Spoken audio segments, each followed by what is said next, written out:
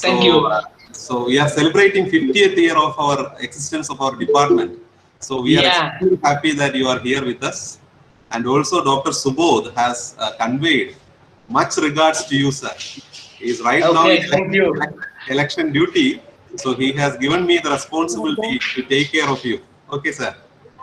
Okay, thank you. Also, please give to him my I regard. Okay, okay, sir.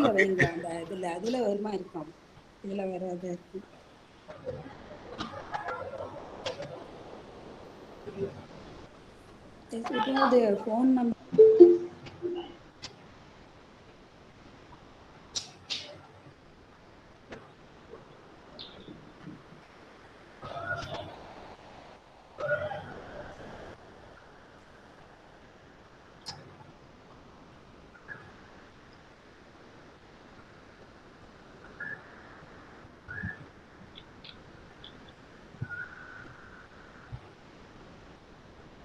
Nima, are you ready there, Nima? We will Yes, sir, start in 2 minutes, Nima. Okay. Okay.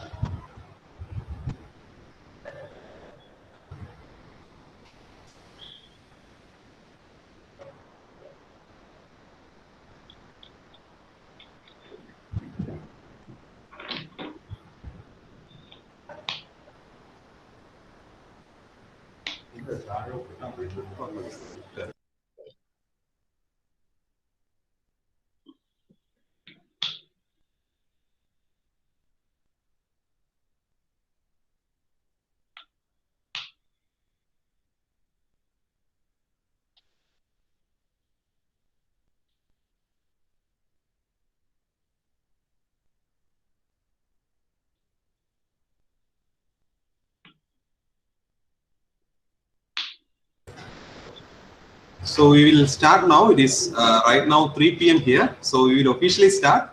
So let me welcome the gathering. So today I welcome all to the Luminary lecture series organized by Department of Physics, University of Kerala. Since we are celebrating our 50th year of existence, this day will remain auspicious to us. Today we have Professor Carlos. He's a full-time professor in Department of Physics, University of Faro, Portugal, and he has more than 500 papers, 5 international patents, and more than 24,000 citations. So we are very privileged to have you today to talk on the luminescence thermometry, and I extend my sincere welcome to Professor to this gathering. I extend our warm welcome on behalf of Department of Physics as well as all the dignitaries who have joined online. I welcome you, sir. I now extend my welcome to all other faculty members, research scholars who have joined here. And I also extend my welcome to our dear students who are also watching this online in our auditorium facility. I now ask our research scholar Nima to conduct the further proceedings by giving an official remarks about the speaker and followed by the presentation. I hand over the session to Nima. Nima, please continue. Nima. Thank you, sir.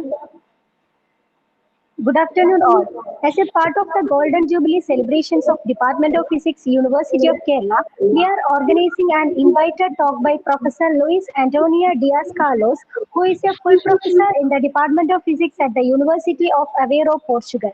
He was awarded PhD from the Department of Physics at the University of Aveiro, Portugal in 1995.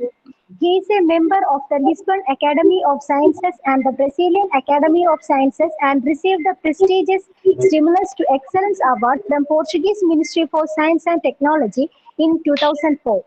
He holds Special Visiting Researcher Scholarship under Science Without Borders program and Visiting Professorship in Naging Tech University. His current research areas include luminescent nanothermometers, luminescent solar concentrators, and organic-inorganic hybrids for green photonics. He has published more than 500 scientific publications and holds 5 international patents. He has been cited around 24,000 times and acquired an H-index of 80. He has coordinated many projects funded from various national sources. He involved in the mentoring and supervision of many students and researchers at different levels. Professor Diaz-Carlos was a co-guest editor of RSE book on nanoscale thermometry and special issues of the Journal of Social Science and Technology, Journal of Luminescence and Foundations of Chemistry, and editor and associate editor of many reputed journals. It's our privilege to have Professor Diaz-Carlos on this occasion to deliver a talk on luminescence thermometry. What's next? Welcome you, sir. Okay, so thank you very much for the very kind introduction and also for the very kind invitation to be present here in the or within the commemoration program of the 50th anniversary of the physics department of the Kerala University. So it is, in fact, for me a pleasure to be here and can share a little bit the research that we perform in Aveiro in the physics department and the CISECO Institute of Materials on luminescent thermometry. So I will now start to share my screen. I think that you are now able to see my screen, right? Sir, can you take it once again, that present screen? Okay. You can go to Google Meet and just once again. Okay.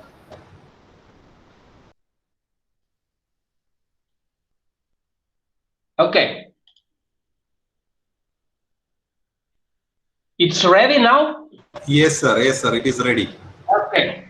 Okay. So, as I mentioned before, I will talk today about luminescence thermometry, and I will give a general overview of the topic. Okay, for people that are working with luminescent materials, but they are not really used only luminescence for measuring the temperature.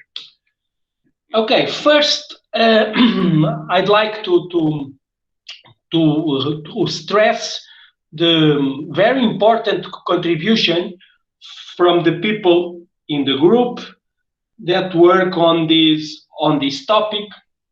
So PhD students like Fernando Maturi or Joana Martins or João Ramalho or Rodolfo Nunes, but also the postdocs like Albano Neto or Justina Ziller or Alexandre Botas that in fact contribute for most of the work that we done here in Aveiro on this topic, and in particular for the specific examples that I will address during this talk. Also, I should mention the very important contribution of the Ruth Ferreira and Carlos Brites, which are professors in the physics department and also on the Phantom G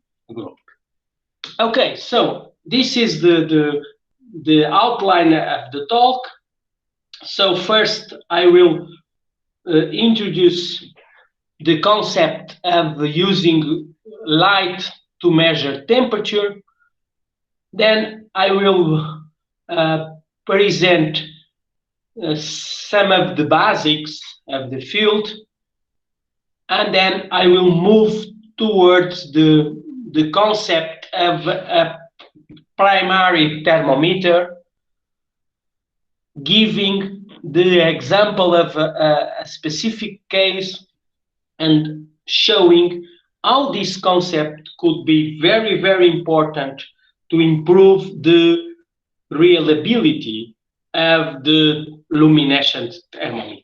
Okay, and then I will finalize with stressing the main message of the talk. Okay, so why luminescent thermometers?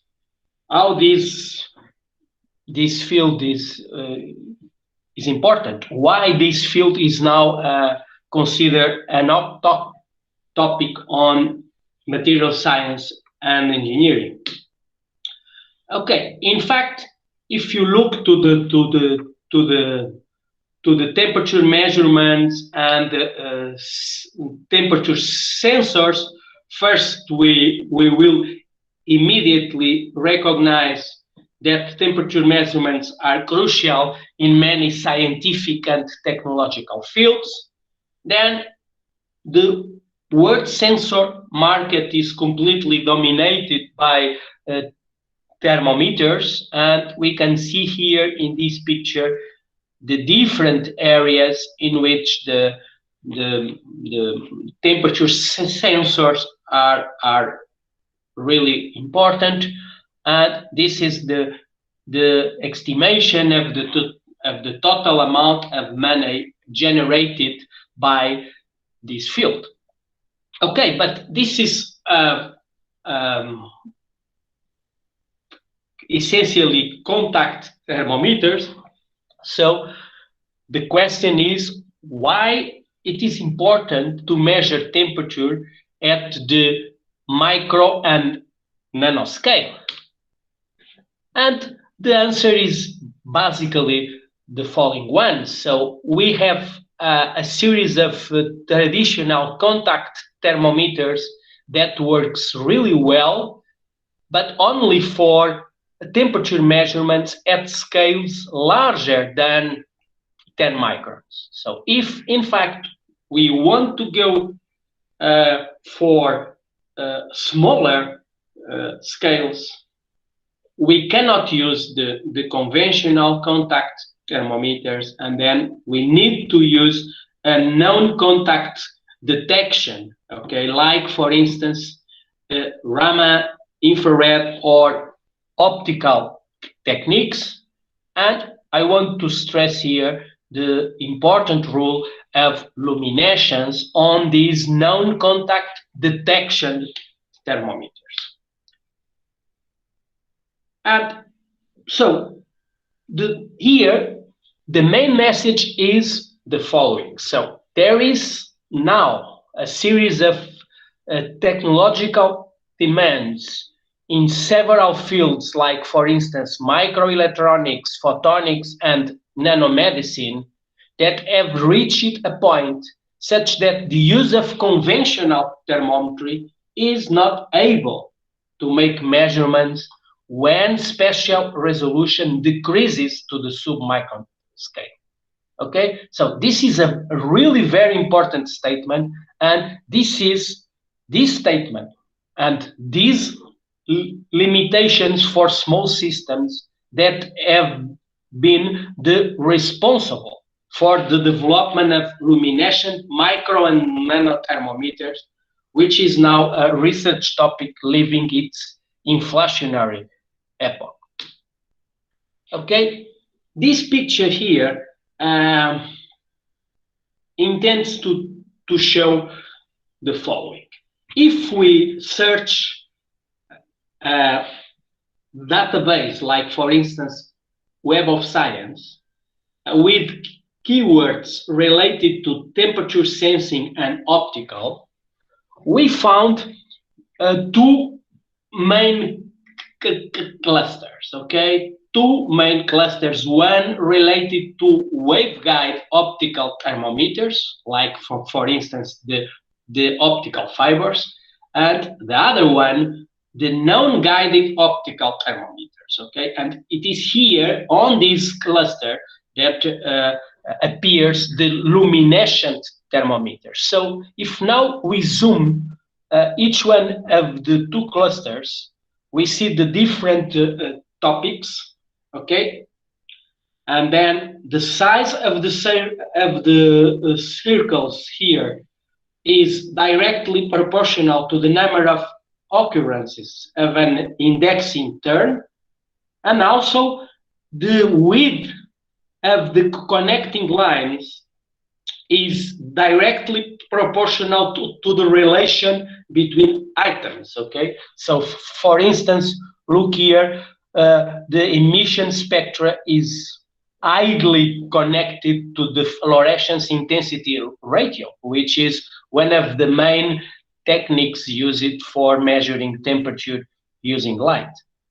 Okay, so, but besides this division on two different and distinct clusters of techniques to measure temperature using light, we should also mention that if you look to the chronological evolution of the field, we see clearly that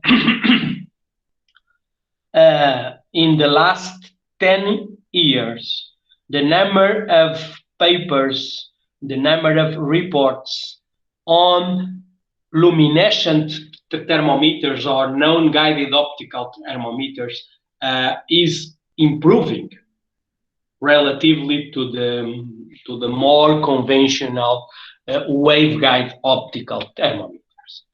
Okay, so I will, as I said, really since the beginning, I will focus this seminar on luminescent thermometer, and now looking with the detail to the literature on the last since the beginning of last century, also on the Web of Science core collection, with all these topics here, we found that evolution on the number of publications and on the number of citation relatively to luminescent thermometers. So we see clearly that until the field is more or less stable in terms of number of publications and citation, and in 2010 or around 2010, there was an explosion on the number of publications and citations, and then it follows more or less an exponential behavior now in our days. But we need to be careful about these exponential behaviors, because if we do not normalize the evolution, we really don't know exactly what kind of trend we have. So if we now normalize to these papers, to all the papers that have luminescent or luminescence in the abstract, so this is a very radical normalization, I know, but it is important to see that even in this circumstance, we have now a number of papers and a number of citations around 3 to 4% of the total number of papers dealing with luminescent materials or with luminescence. Okay, so I think that it gives you an idea how important is in our days the using of light to measuring temperature. Okay, so now some basic concepts. So, and I want to start with a figure that intends to to show the different ways of measuring temperature in a semi-invasive way. Okay, so all these ways, all these different methodologies use the dependence of the luminescence features with temperature. Okay, so we have, for instance, here when we change the temperature from low to high temperature, we have a peak shift, or the lifetime of a given transition changes, or the bandwidth of a particular intensity, the bandwidth of a particular band decreases, or, and this is the more important method, the method which is used in a much intense basis, is the ratiometric intensity ratio of two distinct transitions.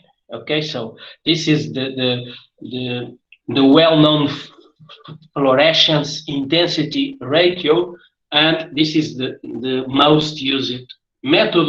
Why? Because essentially this method is not compromised by the drawbacks of experiments based on the intensity of only one transition, like, for instance, the dependence on variations of the sensor concentration, or the existence of small inhomogeneities of the material, or optoelectronic drifts, either on the excitation source or the detection one. Okay, so this is why, these are the main reasons why this method here, the ratiometric or self-referenced method, is the most used one. Okay, then concerning materials, we have a different, very different series of potential luminescent thermometers. So, of course, organic dyes or quantum dots is very well known, but also we have some biomolecules like proteins or nucleic acids that can also be used to sense temperature using their light emitting features. But here and here in Aveiro and in this particular talk, I will focus my attention on lanthanide-based materials. Okay, and then if we want to try to organize in our minds what are the different possible systems for measuring the temperature using luminescence, so we can, and we are focused on the ratiometric thermometers, so we can divide these ratiometric thermometers in two different classes. One is the single ion thermometers, and the other one is the energy transfer driven thermometers. In this particular, in the former case, so on the single ion thermometers, we can also consider two different very broad classes. The crossover thermometers, for instance, here we have one example of this is the praseodymium-based systems, in which we use the FD crossover, which in certain cases can be temperature dependent, so we use it for measuring temperature. And also the other well-known class is the Boltzmann thermometers, and here I must call attention to this very, very important paper from Markus Suter and Andreas Majurik, in which they present in a very robust and comprehensive way the theoretical basis of the Boltzmann thermometers. Okay, and in fact, these theoretical bases were only established for this particular class of systems. So for the others, for instance, for the energy transfer driven thermometers, this theoretical ground was not yet well established. Okay, but concerning Boltzmann thermometers, lanthanide ions are a very interesting system to test these ideas, okay? And then here in this figure, I show part of the energy level diagram of the lanthanide ions in the trivalent states, the aqua ions, and then we can see immediately that if we excite one of these ions optically, so the energy separation between levels are comparable to the thermal energy, and then we need to use the Boltzmann statistic to regulate or to study the population of the different levels and then the light emitting features. Okay, so look to a very simple example in which we have two levels, two exciting levels, separated by an energy delta E. These two levels are thermally coupled, so I mean that there is multiphonon absorption processes and multiphonon relaxation processes between level 2 and level 1.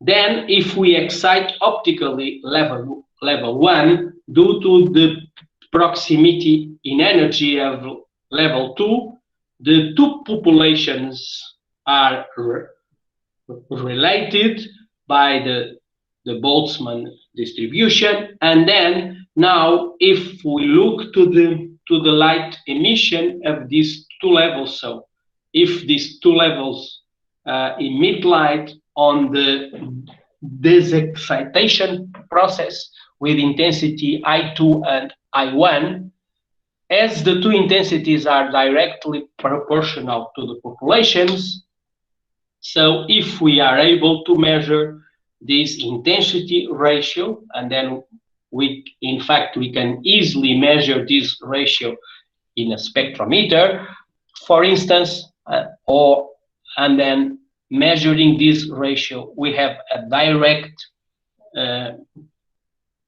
information about the temperature of the system. Okay, so two examples of this one center emission, erbium and neodymium. The erbium is the most used system.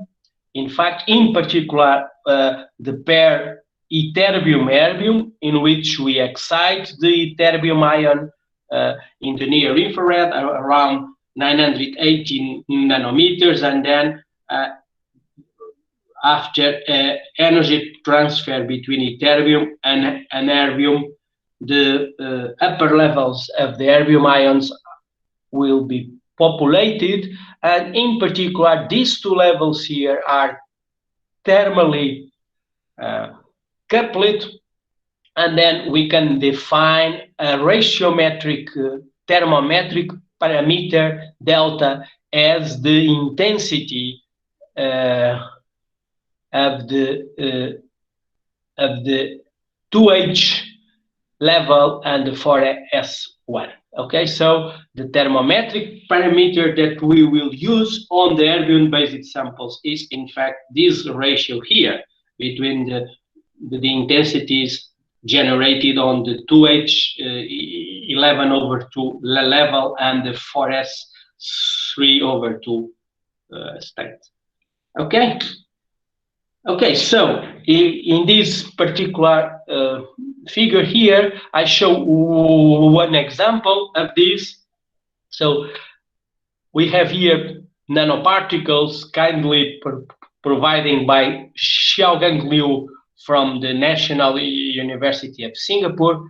and then we measure the temperature of the suspension, because here the particles are dispersed in water. So we measure the temperature of the suspension with a thermocouple immersed on the suspension. Okay, so this is what we call thermocouple temperature.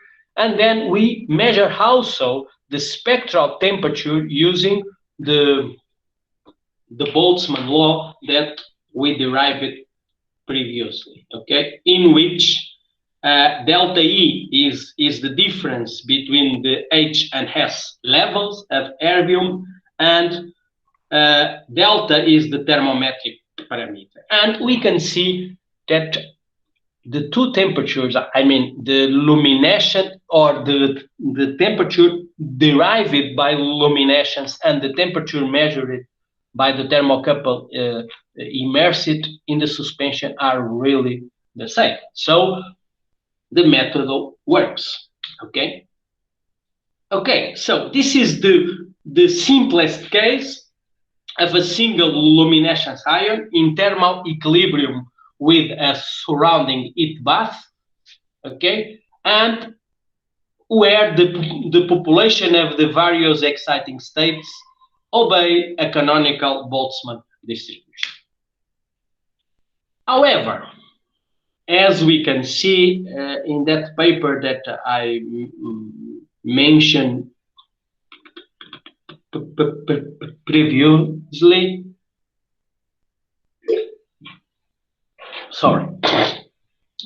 single ion Boltzmann thermometers are particularly sensitive for cryogenic temperatures and become ineffective above 400K or around 400K. Therefore, in certain cases, we need to look for other kinds of thermometers, okay, that can be sensitive in other temperature regions, or can have a larger temperature relative sensitivity. Okay, so along of this line, I believe that energy transfer driven thermometers, which essentially involve several ions in the same material that exchange energy among them, and then these systems can circumvent some of the limitations of the Boltzmann-based thermometers. Okay, but as I already said, these energy transfer-driven thermometers are, despite a lot of examples that we can find in the literature using the two emissions to sense temperature, there is not a general theory, or in fact, there is no reports showing, or almost no reports showing, that the thermometric parameter can be in fact predicted if we study in detail the energy transfer processes. So this is clear an open field for the next months or years.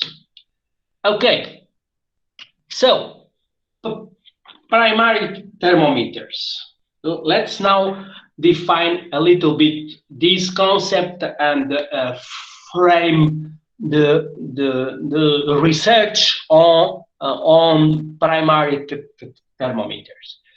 Okay, so typically what people done is the following. So people have experimental points, so they define the thermometric parameter delta, okay? Then they measure this thermometric parameter as a function of the temperature, which are these crosses here, and then they apply a fitting curve to the points, okay? In some cases, this fitting curve is the Boltzmann equation, But in general, this fitting curve is a fitting curve, okay? Is an empirical relation that can matches well the temperature dependence of the thermometric parameter.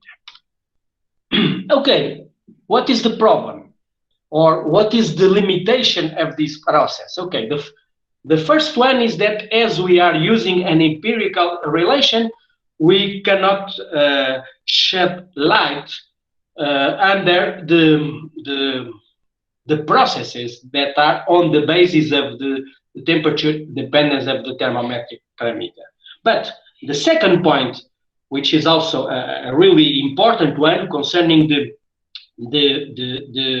operation of the devices, is that a new calibration procedure is mandatory when we operate in a different medium. So if we calibrate the thermometer, for instance, in powder, when we move to a suspension or to an aqueous solution, we need to recalibrate the system, okay?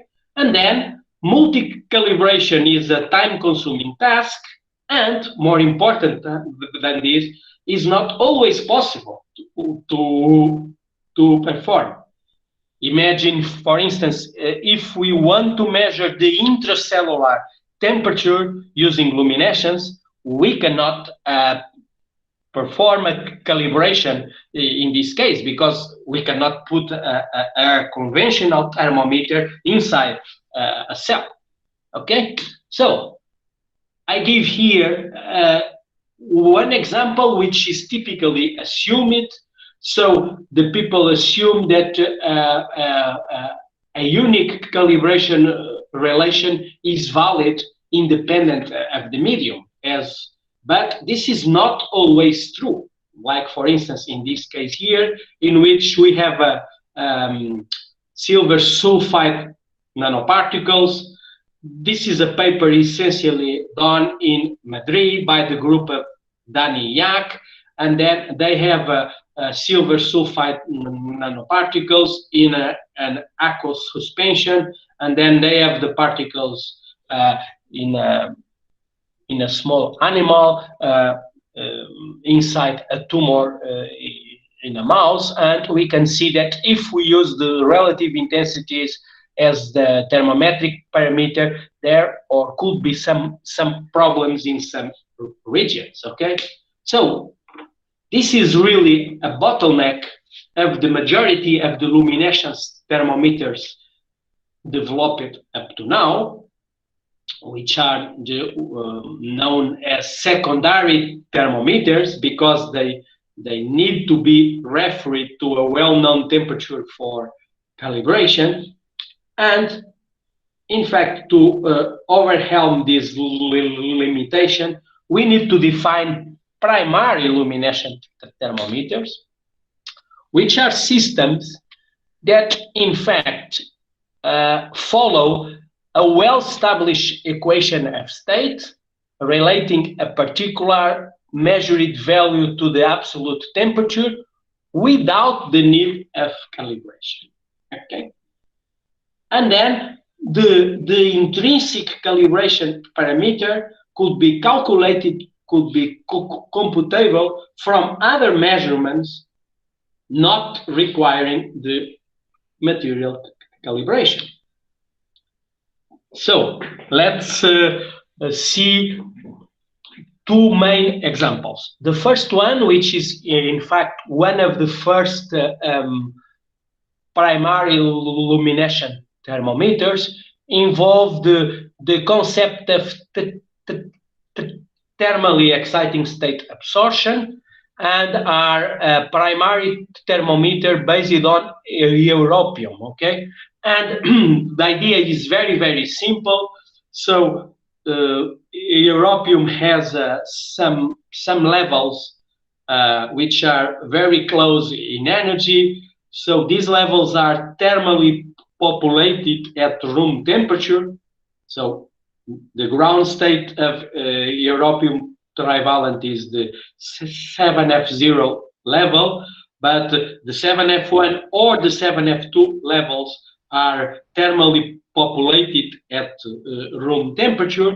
And then if you excite the system, if we optically excite the system to a particular exciting state, which is the 5D0 level, and then if that excitation is from the 7F0 or from the 7F1 or from the 7F2, we will populate the upper level with different populations ratios, okay? And then in this case, the calibration factor will depend on the absorption rate of the excitation, and also of the Boltzmann population factor.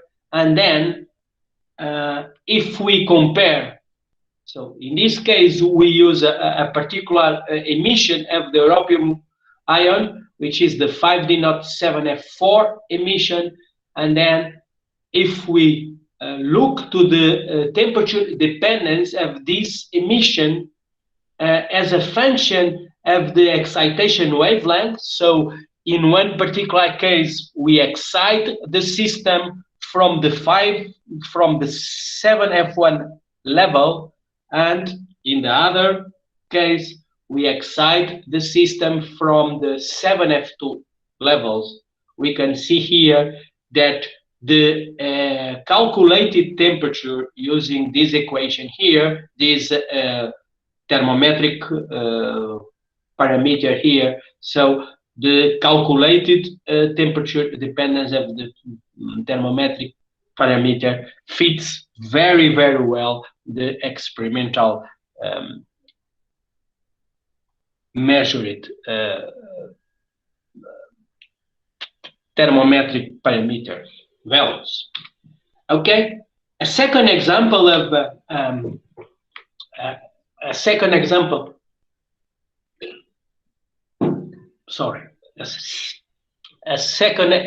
of primary luminescent thermometers is the one involving the ytterbium-erbium pair. Okay, and this our first work here in Aveiro was developed by Sangeeta Baladrava, which was at that time a PhD student here in the group. And the main idea is the following one. Okay, so we have the Boltzmann Law. Okay, so we rewrite the Boltzmann Law in this particular way. So the temperature is function of a temperature T0, which we call a reference temperature. Of course, is also a function of the delta E, which is, I remember, the energy gap between the H level of erbium and the S level of erbium.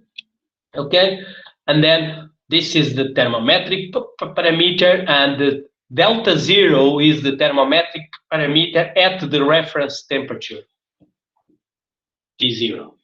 Okay, so to use this as the equation of state of our system, so we need to determine delta 0 and delta E independently of the variation of the thermometric parameter as a function of temperature. Okay, but this can be easily done. So we can use the emission spectra of the system to determine or to calculate delta E, the energy gap between these two levels here, as I show in this picture here. And also we can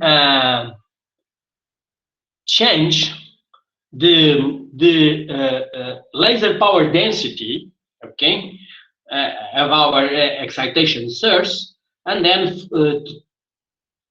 try to measure how the thermometric parameter change with the laser power density. Okay, and in this figure we have this dependence for three different suspensions with the different amounts of nanoparticles of strontium fluoride. So 2, 3, and 4 means different size diameters of the nanoparticles. Okay, but these are not really important here. Okay, the important point here is that if we increase the laser power density of the excitation, there is a region of laser power densities in which we have a linear dependence of the thermometric parameter with the laser power density, and if we extrapolate the value of delta for zero laser power density, what means zero laser power density? Means that if we do not have laser power density, of course, we will not have luminescence, but more important than this, we will not increase the temperature due to the excitation irradiation, okay? And then if we do not increase the temperature, we are at the initial temperature of the suspension, okay, which is that temperature which we call it reference temperature. So the extrapolation of the laser power density dependence of delta give us the value of delta corresponding to a situation in which we are not increase the temperature due to the irradiation of the suspension. Okay, and then if we can measure T0 just before starting the experiments, so we have T0, delta T0 from this dependence here, and delta E from the emission spectra, and then we can replace on this equation here and calculate the temperature, okay? And then this temperature here, the solid line are or represents the temperature prediction using this equation with the delta 0, T0, and delta E determined as I detailed here. Okay, so the solid line is the predicted temperature, okay, and the points are the delta, the thermometric parameter measured using the ratios, the intensity ratios of the EH and ES emissions, and we can see two things in this graph for a particular suspension. Okay, we can see that first there is a very nice match between the observed temperature and the theoretical predicted one. Okay, and then in this particular example, when we change from powder to a water suspension, the calibration curve doesn't change. So means that in this particular case, when we move from one medium to the other, we will not have difference on the temperature. And here it's to show these things in a quite different way, in which we have, you see here is the calculated temperature, I mean calculated with the Boltzmann law, in which we do not have any fitted parameter. Okay, so these parameters comes from independent experiments, and then we calculate the temperature for the powder for the nanoparticles in powder and dispersed in water, and then we compare this calculated temperature with the experimental one measured with a thermocouple immersed in the water suspension or with a thermocouple in contact with a pellet of the nanoparticles. And as you can see here, these lines in blue, this line in blue is the y equal to x line, okay, and then we can see here that the experimental temperature matches really well the calculated one. So the concept works, and in fact this concept, this primary thermometer, can be extended to any level, or sorry, to any pair of levels that are thermally coupled. Okay. A slightly different point, but of course related to that one, is the following. So very recently, I mean in the last 3 years, some reports start to question it, that there are some fake temperature readouts in the literatures, and these fake temperature readouts are caused by experimental artifacts. Okay, so I quoted here some of these artifacts. So that there are, for instance, artifacts related to the optics used for excitation and emission detection, or artifacts related to the high laser power densities used in certain experiments, or people working on the in vivo level, they assume certain thermal dependence about the optical transmittance of tissues that are really not right assumptions. And then all of these things induce, in fact, spectral distortions on the emission of the chromophores, and these spectral distortions alter the relative intensity of the transitions, and then consequently these artifacts will change the value of the thermometric parameter, and then this ultimately results in fake or false temperature readouts.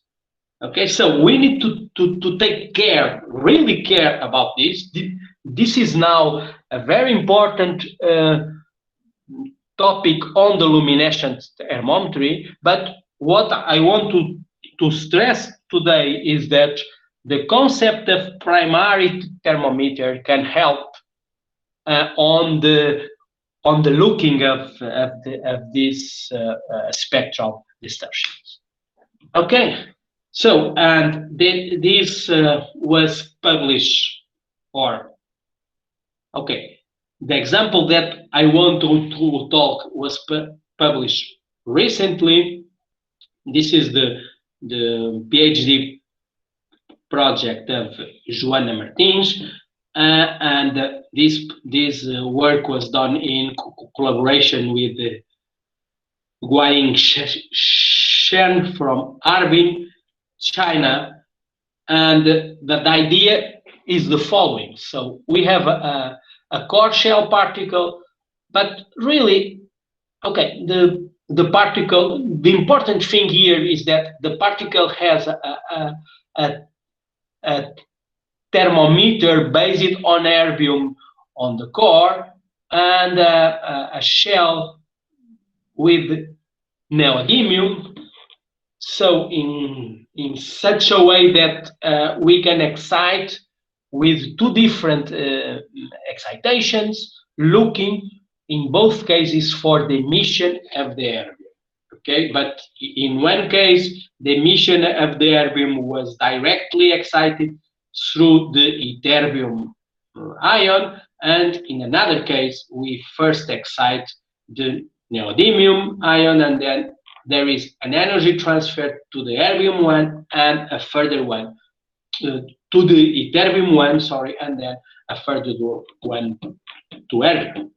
Okay, and we will see that, in fact, using this system as a proof of concept, we will see how the primary luminescent thermometer concept can be used to correct a particular artifact, which is in certain situations there is an overlap of transitions. But let's see this in more detail. Okay, here is a very general morphological characterization of the particles. Okay, this is the core, this is the core shell, and then this is the corresponding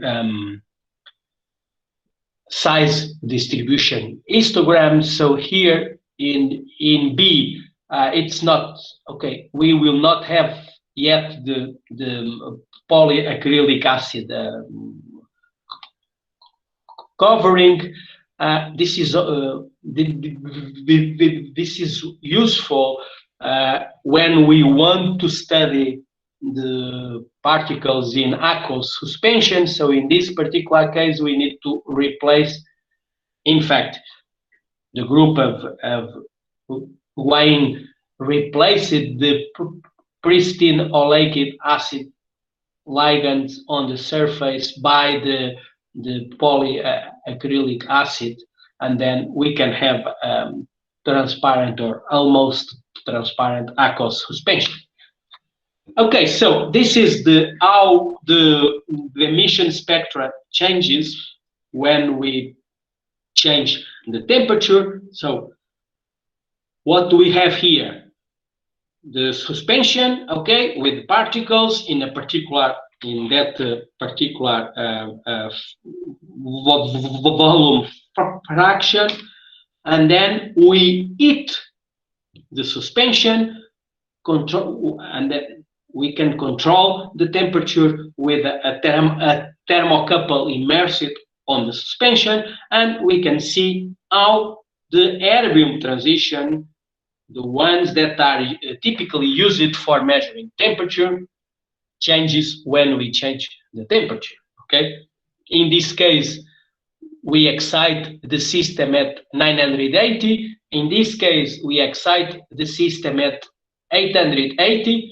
Look, as we are also exciting the system, okay, with a certain laser power density, this temperature here is not only the temperature of the setup in which we have our cuvette, but also this temperature has some contribution of the laser, okay, because of course the laser will hit the system.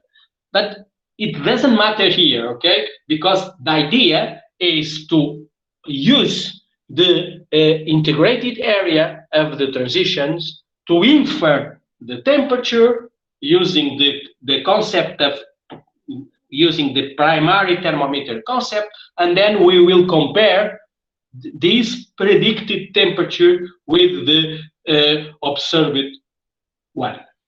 Okay, and what we have, okay, to predict the temperature, we need, as I mentioned before, we need to calculate separately the energy gap between the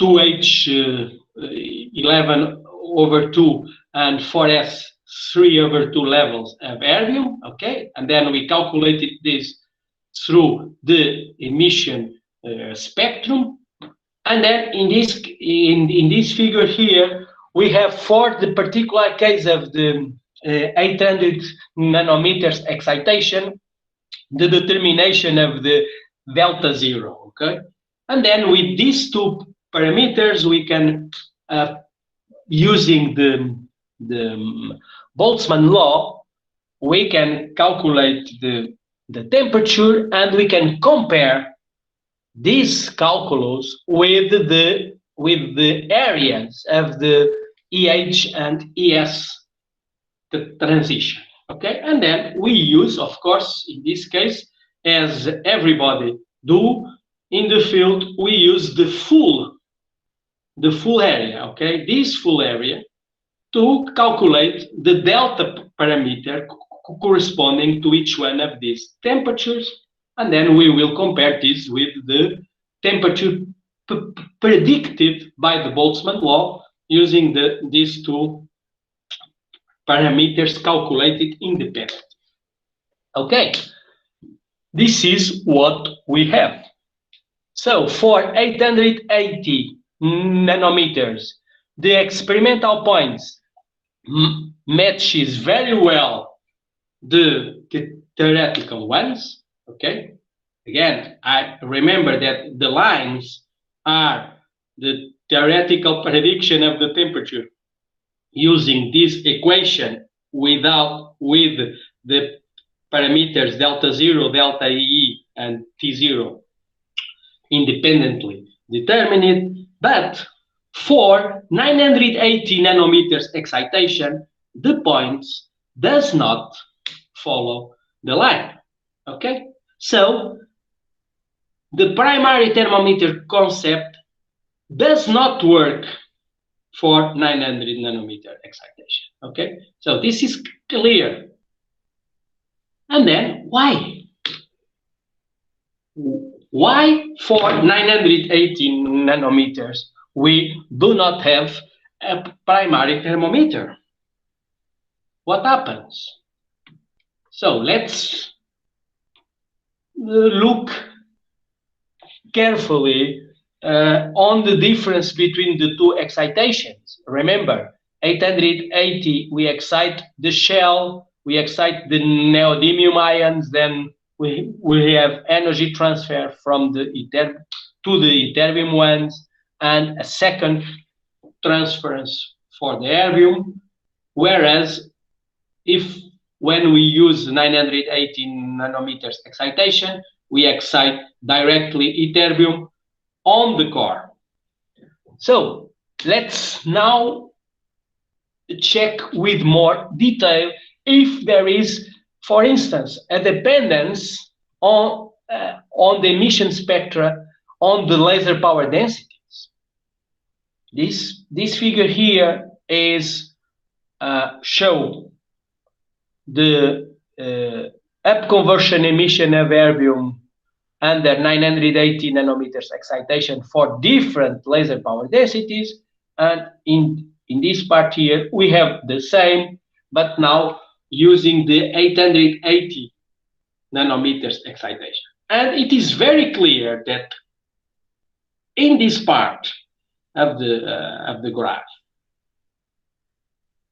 there is a band, a peak that changes its intensity with the laser power density in a very different way than the other transitions of erbium, and this dependence does not appear there.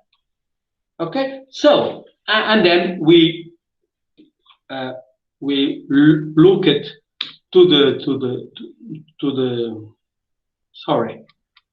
we look at to the whole excitation, to the whole emission spectra, okay, as a function again of the laser power density, and we see that whereas for the neodymium based excitation, when we change the laser power density, we doesn't see nothing here around 410 nanometers, but on the contrary, and also in the region that I mentioned before, there is also no dependence with the laser power density, but on the contrary, when we excite directly through the ytterbium ions, we see the two signatures. Okay, so and these two signatures are related to this particular transition of erbium. Okay, so and looking into the literature, there are a few examples showing that, in fact, this particular transition of erbium can appear in certain systems and is highly dependent of the excitation wavelength, okay, and the impact of this transition on the optical temperature sensing of erbium-based thermometers apparently is now a very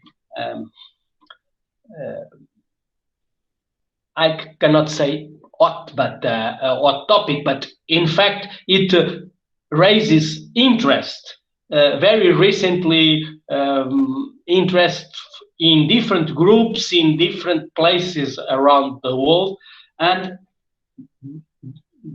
these two papers deals exactly with the same problem that we analyze in our paper, but with the difference that in our case we demonstrate that the primary thermometric concept can be useful to solve this problem. Okay, and this is what I will present now in this last part of the talk. So, to take into account the interference of the intruding 2H9/2 emission, okay, what we need to do is that instead of considering all the areas, okay, which is the typical procedure, we need to perform the convolution of the spectrum for each temperature, and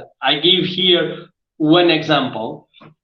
And then with this, the convolution, we will not take into account on the area, or I mean on the thermometric parameter, the bands related to this intruding emission. Okay, of course, with this, we need to recalculate the delta zero parameter, okay, and we can see here that this is the dependence of the emission spectra with the laser power density.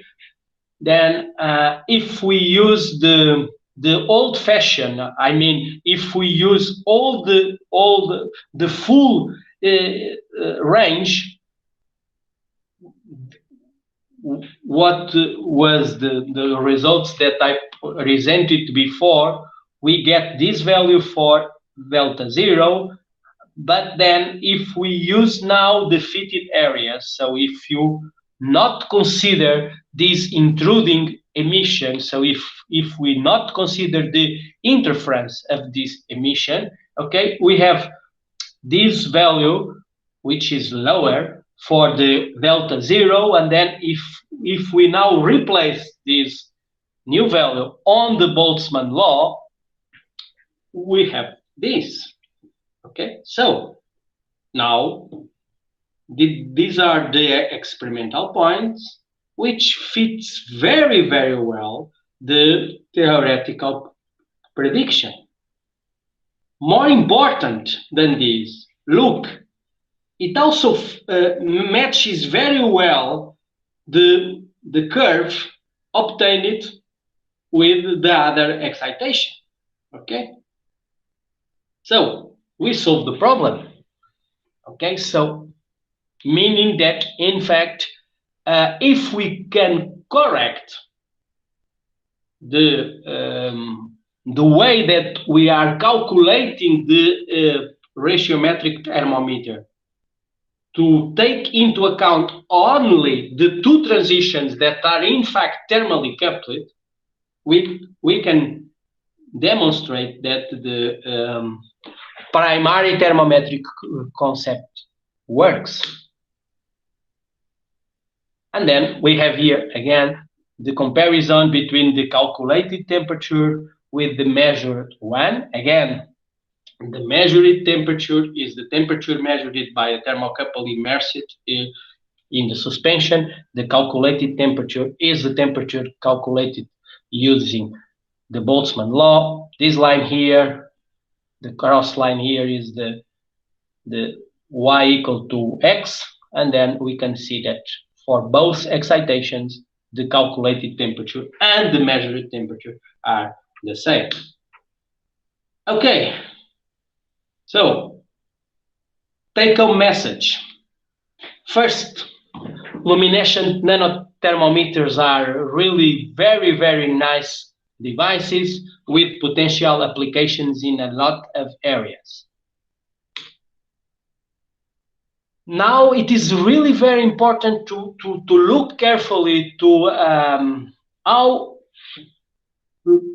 reliable is the method, okay? And then for this, we need to define in a very clear way guidelines which can be used as standards, both in the measurement and in the data analysis, okay? This is, in my opinion, one of the areas that the community need to invest more in the next couple of years, okay? We need to demonstrate that, in fact, this tool is a very robust tool. And for that, we need to define precise guidelines. Along of this line, primary thermometers which benefit from the intrinsic advantages of the methodology, in particular because it avoids the repeating time-consuming calibrations when the working medium is changing, and also because we can use this to predict changes from what we expected, okay? So these primary thermometers could be really a very important tool on that line, on the standardization guidelines. And in particular here, we demonstrated how the concept is useful to detect spectral interferences on the transitions that are used for sensing temperature on the erbium-based systems. Okay, and then we were able to demonstrate that we can take into account the interference of an intruding emission, which in certain cases can be seen like an artifact, and how this improve the reliability of the devices. Okay, so these are my final slides. So I want to acknowledge the founding sources, in particular the European Commission that founded this FET Open project about 2D thermal bioimaging, and also the Portuguese national sources. Of course, all of you for be here and for attending this webinar, and I'd like to finish. Thank you again, the organizers, to inviting me for be part of this, of the commemoration of the anniversary of the physics department. So thank you so much.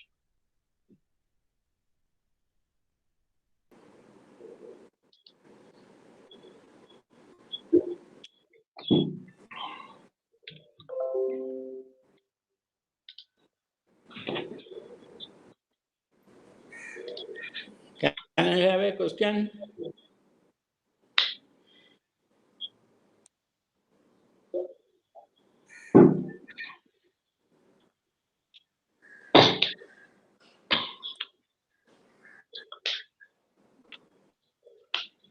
So I do not know if there is some questions. Of course, Yes. I will be able to answer them.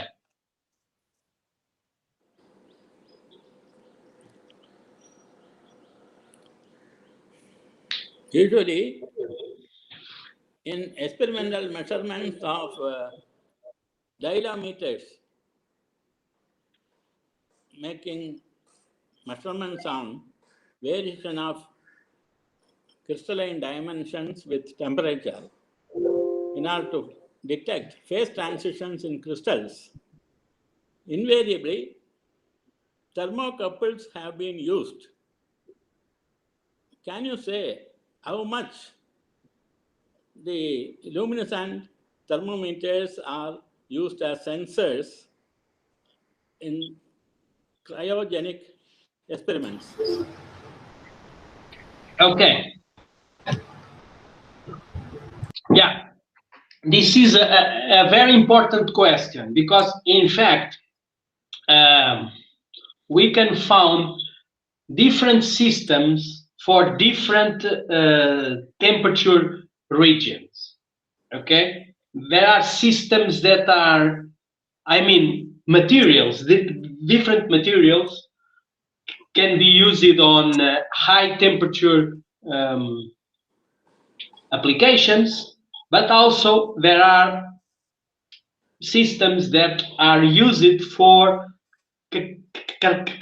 cryogenic temperatures. I mean temperatures between 100 and 200 K.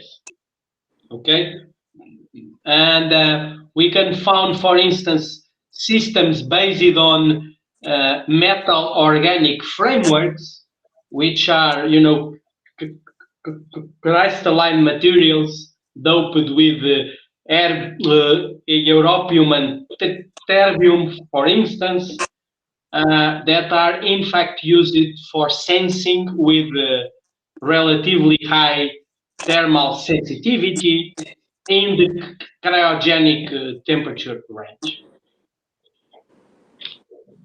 So, the second question is, usually thermocouples are used in the measurement of temperature at various altitudes using a rocket. How do you find the luminescent thermometers can be used there? How stable they are? Yeah, you know, okay, again, this is a very an important point, okay? And again, it depends a lot on the system and on the materials. There are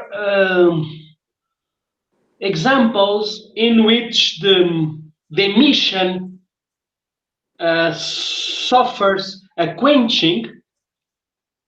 So what it means that the emission is not stable enough during time, and then it can induce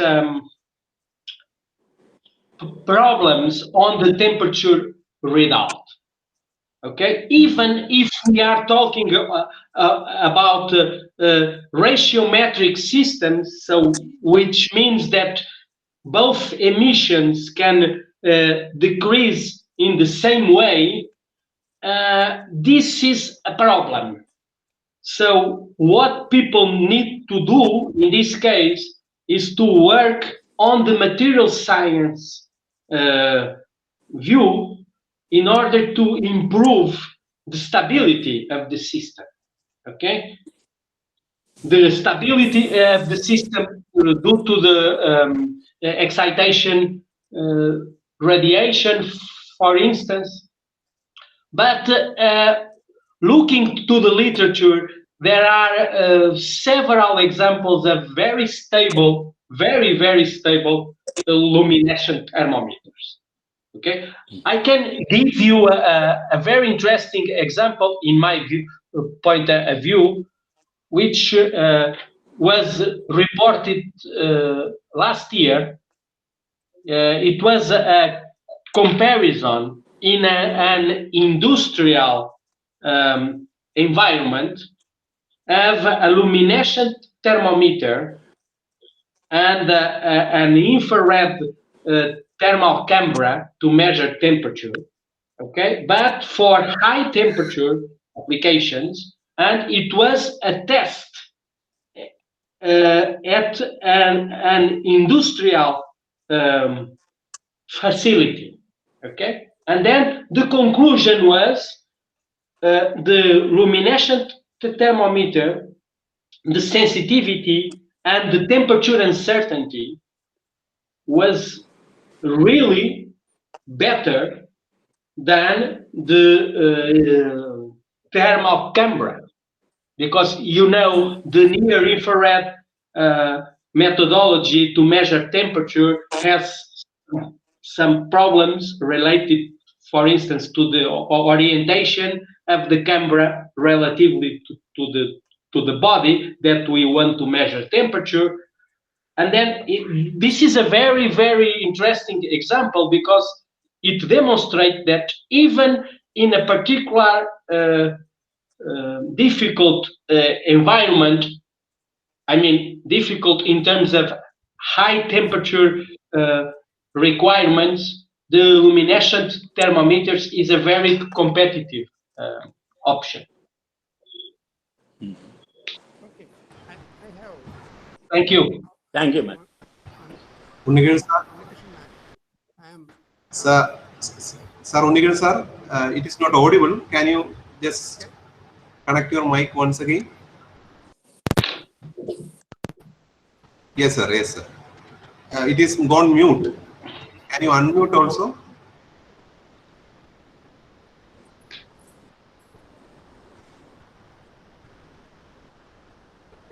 It is still mute, sir. It is still mute. Unnigan sir is our former. Yes, sir. Yes, sir. Now it is working. Hey, what is the accuracy of the technique? Later you just presented. What is accuracy? And the second question is whether it is applicable for biosensors. Okay, so I was not able to hearing the first question, but the second one is biological sensors. Okay, so this is, in my opinion, this is probably the most exciting application of the luminescent thermometers. Why? Because this is a field in which the traditional thermometers cannot work properly. Okay, it is really very difficult to measure, for instance, the intracellular temperature using a conventional thermometer. And this is, in my opinion, the main reason why now we are living an explosion of interest on luminescent thermometers. Okay, what are the challenges? The challenges, in my opinion, are the following. We are looking, or we are detecting emission coming from nanoprobes that are within the cells. Okay, so we need to know first the localization of the particles, because we know that the intracellular medium is a very complex medium, and we can have, for instance, changes on pH and ionic strength from one point to the other within the cell, and these different local environments can induce changes on the intensity, okay, that are really not related to temperature variations, but also related to different local environments conditions. And also in that line, people are using different probes, for instance, organic dyes or luminescent proteins or quantum dots, nanodiamond. So there are distinct possibilities. The results are coming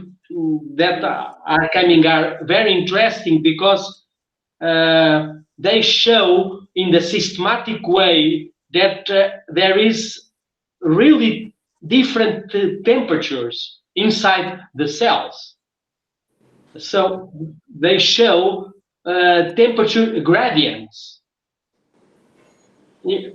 inside living cells. Okay, and then it can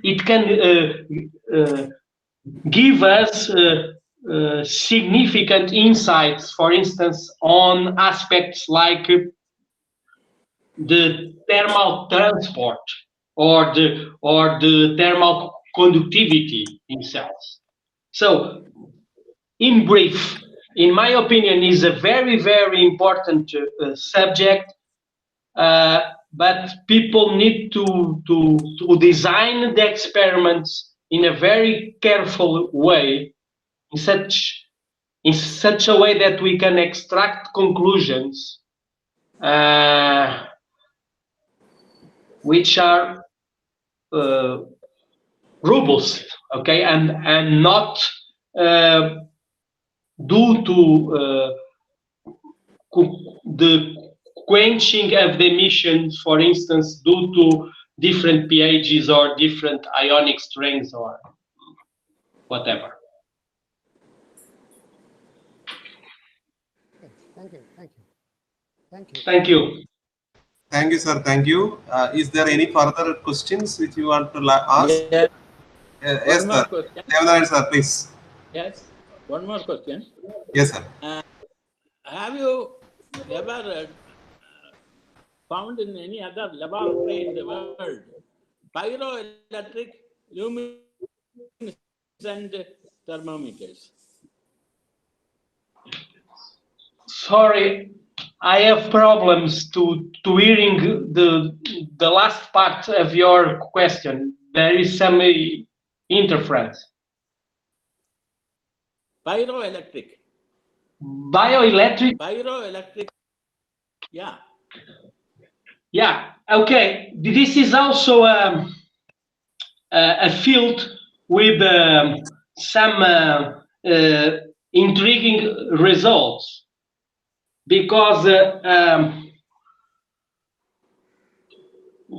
identification of hotspots in electric circuits is a really an important issue, because, as you know, the Joule effect can impact strongly the propagation of information in a electronic circuit. And again, luminescent thermometry has some advantages to in relation to the near infrared thermometry, which is now used for that. There are some people working along of this line with the interesting results, because it will permit, for instance, decrease, you know, decrease the distance between two electrical wires, and study what is the temperature gradient between them. Well, the pyroelectric bolometers are very famous. Yeah, yeah. Thank you much. Okay. Thank you, sir. Thank you. Thank you, Devnaran, sir. Undigal, sir. They are former faculty member and of our department. Thank you, sir, for participating. Amrita, are you there? Amrita? Yes, sir. Yeah, Sir, I'm there are some questions in the chat box. Can you read that for us? yeah, okay. There is some questions in chat box. Yeah. Sir, first question. Shall I read it? Yes, yes, Amrita, go on. Oh. Sir, what are the difficulties faced when luminescent thermometers are used in actual environments outside the laboratory? Challenges regarding device fabrication. It's the first question, sir. Yeah, this is Okay, outside the laboratory, until now, and as far as I know, there is only one commercial product. Okay, which in fact it's a relatively old product, which is based on the lifetime dependence of the 5D knot level of europium. But I think that now with the very intense research performed in the last decade, we can think that soon we can have some commercial products reaching the market. For instance, I can mention that the Edinburgh instruments, they are now start to announce that they can sell together with the spectrometer. They can sell nanoparticles to measure the temperature using the luminescence. Okay, so I think that, and in summary, I think that this will be one of the lines that will suffer intense advances in the next couple of years. So the translation from laboratory to the real market. Okay, sir. Next question is, what would be the reason for the better sensitivity offered by fluorescence intensity ratio than spectral shift, lifetime parameters, etc.? Mm-hmm. Yeah, it's a nice question, that one. The sensitivity, it depends on the thermometric parameter dependence on temperature, and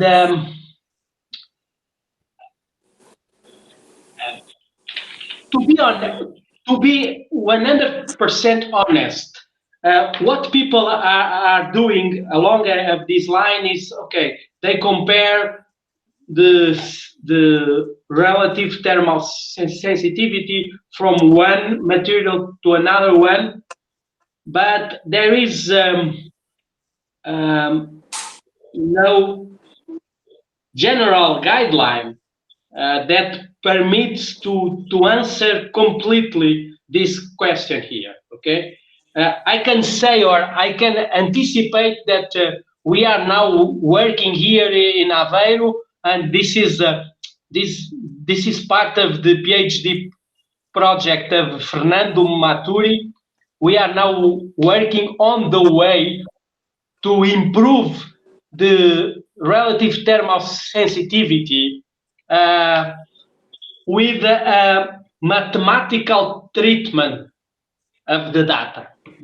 Okay, so again, this is also an area which I can anticipate exciting news in the coming months. Yeah, sir. Okay.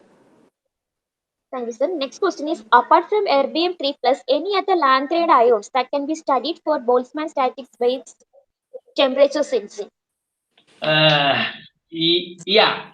The answer is yes, but and again, I recommend that very extensive and solid and detailed paper from Markus Suter and Andrius Mejurik, in which they study the different possibilities of applying the Boltzmann statistic to lanthanide levels. But why erbium is so popular?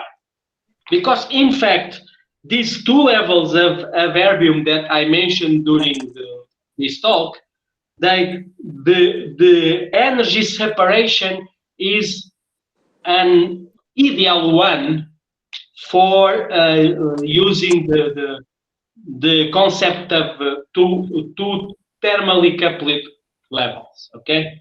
But there is also some levels in neodymium that can be used for that.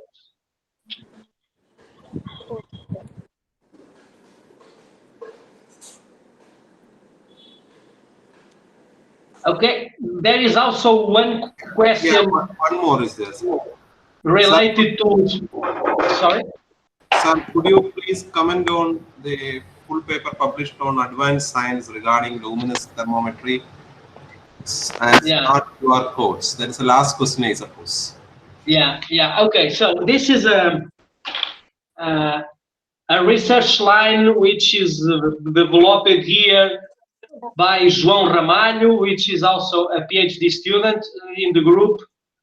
And the idea is not to use a spectrometer, okay? So is to use a camera of a smartphone. Okay, so we have our smartphone. With the camera of the smartphone, we take a picture of the color emitted by the material and analyzing the color coordinates, we can extract the temperature, okay? So what is the advantage of that? The advantage is the following.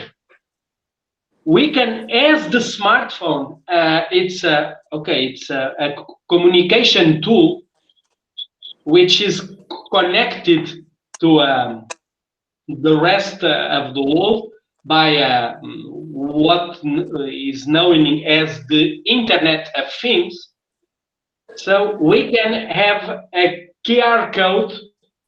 Why a QR code? Because a QR code could be easy readily by our smartphone, and then that QR code is a luminescent QR code. The color is a measure of the temperature. Then we can use the smartphone to take a picture of the color, convert that color in temperature, and communicate through the Internet of Things. For instance, to a central point with the information of the temperature. Okay, this is also, I think, a very interesting derivative of this research because we can use the color of our materials better, the temperature dependence of the color to sense temperature and to communicate this temperature value between objects.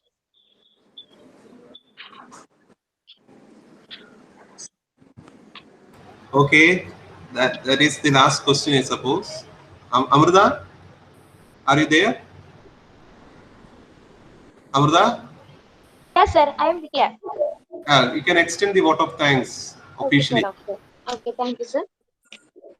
Honorable dignitaries and most valued guests, it's my privilege to propose the vote of thanks